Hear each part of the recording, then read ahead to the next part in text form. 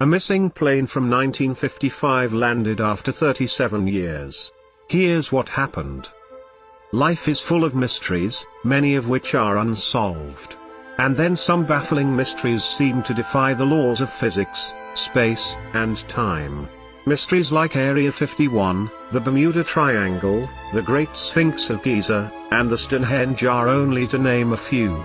All of these wonders fascinate people even today and keep giving us a myriad of conspiracy theories. There are a few other lesser-known mysteries too. This story is about one such mystery that left everyone confused and struggling for answers. The story of the Pan Am Flight 914 has been a matter of intrigue to many people across the planet. Pan Am Flight 914 was a Douglas DC-4 that took off from New York City on July 2, 1955. It carried 57 passengers and 6 crew members, and it was headed for Miami, Florida. For a short while, the flight appeared to proceed normally. It was expected to land in Miami within a couple of hours. But during the flight, something happened that seemingly changed the lives of everyone on the plane. Without any communication, Pan Am Flight 914 disappeared from the radar, and the control room lost contact with the plane. It was as if the aircraft had disappeared into thin air. Authorities went into a frenzy to locate the plane. They assumed that something had gone wrong and the plane had collapsed. Despite many attempts to trace the whereabouts of the plane, nothing could be found. No wreckage was located around the area, and no bodies were found. After months of investigation, authorities concluded that the plane was lost in the sea. The airline compensated the families of the passengers for their loss. The case was assumed closed. But 37 years later, everything changed. On 21st of May 1992, the plane would be found again.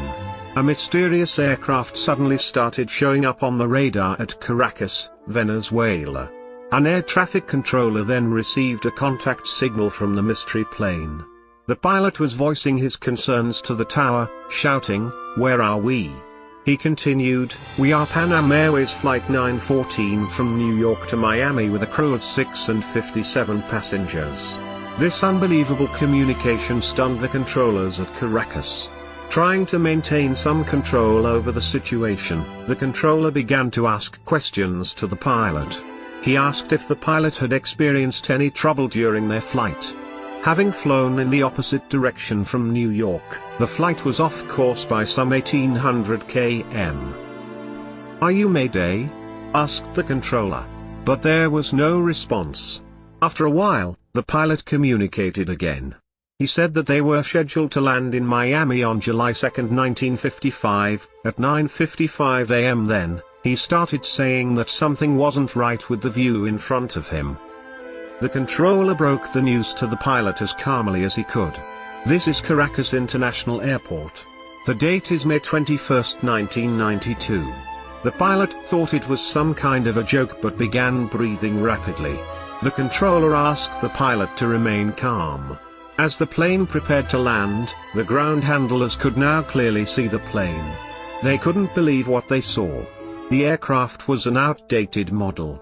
They could see screaming passengers with their faces pressed up against the windows. The ground crew directed the flight to land. Security guards prepared to help the distraught passengers. As they approached the plane, the pilot shouted at them, "No. Do not come near. We are leaving now." The pilot then turned the plane towards the nearest runway. He hastily dropped something out of the window before preparing to fly again, a calendar.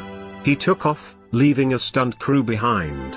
Hours later, the plane landed at its original destination, Miami.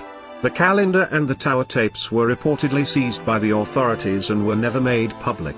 The passengers and crew were interrogated in Florida by the stunned security officials. There were so many questions that seemed to have no plausible answers. Not one of them had aged a day in these 37 years. Officials wondered how the plane had managed to operate for so long. But the internet resorted to all kinds of theories that are still making the rounds. It became a hot topic on forums with UFO and time travel enthusiasts. The most popular and widely believed theory is that the plane had passed through some kind of time portal or wormhole. But nobody knows how exactly wormholes or time portals might work. What had only been a few hours for the flight members had been 37 years for the rest of the world. The story gained widespread coverage on the internet. Many people even presented their theories backed by what they claimed to be solid evidence. But as much as the theorists wanted the story to be true, it was what it was, a story. It dates to a story first published in 1985 by the Weekly World News, a tabloid that specialized in concocted stories. It was the only tabloid to write about this incident in 3 separate stories.